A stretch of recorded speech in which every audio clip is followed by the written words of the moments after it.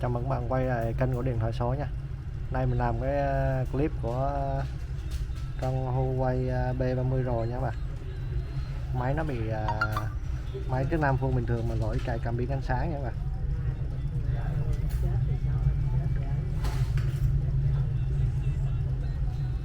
Mình lúc mình gọi điện đó là nó không có cảm biến nha.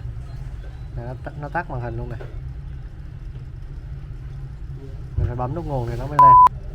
Có hồi thì nó sáng luôn, còn có hồi là nó tắt luôn nha các bạn. Đó, giờ thì nó sáng luôn nè.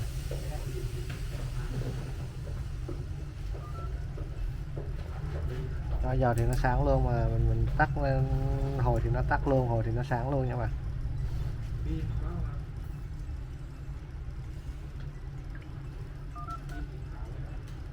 Nó tắt luôn này.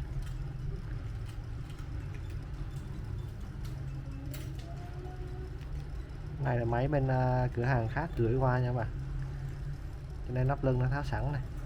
Máy cũng đang thiếu ốc nữa nha.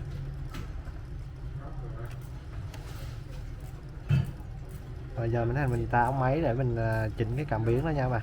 Cảm biến nó nằm ở khúc này cho nên mình phải từ gỡ cái men ra mình chỉnh nha.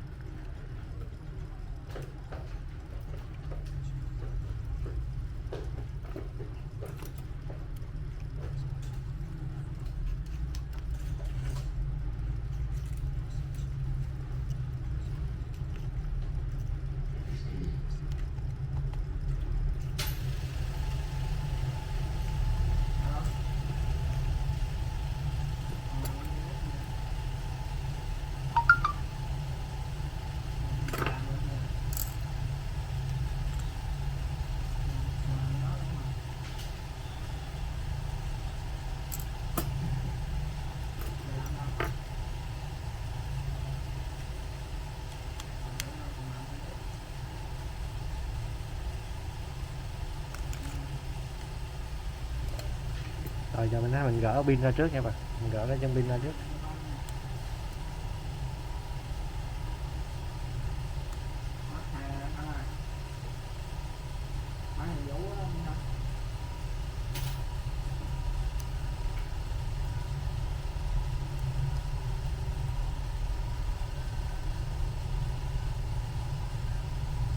Mình gỡ cái cam này ra cho nó dễ gỡ cái socket màn hình nha.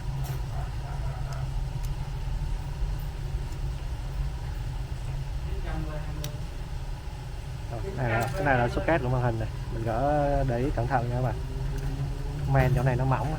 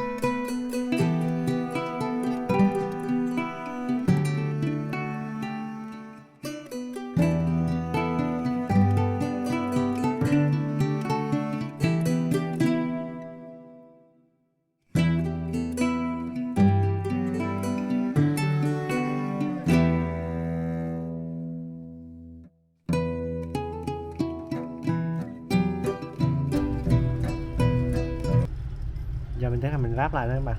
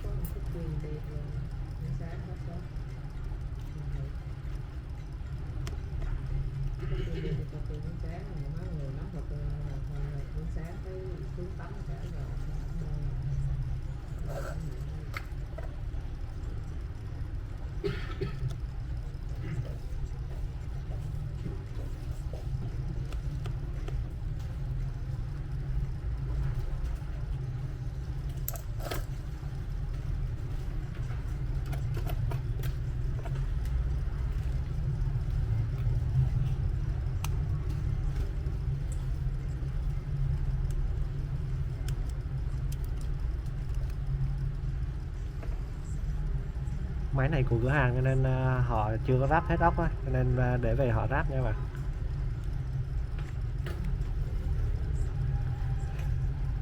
Đó, mình nữa có để ráp thôi, cửa hàng họ về họ ráp nha. Để mình ráp và mình test lại lần nữa cho bạn coi nha.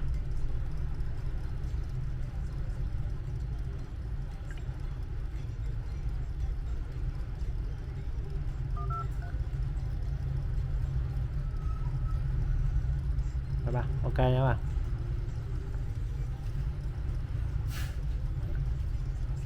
Rồi mình đã làm clip chỉnh cái cảm biến của con Huawei B30 rồi nha bạn.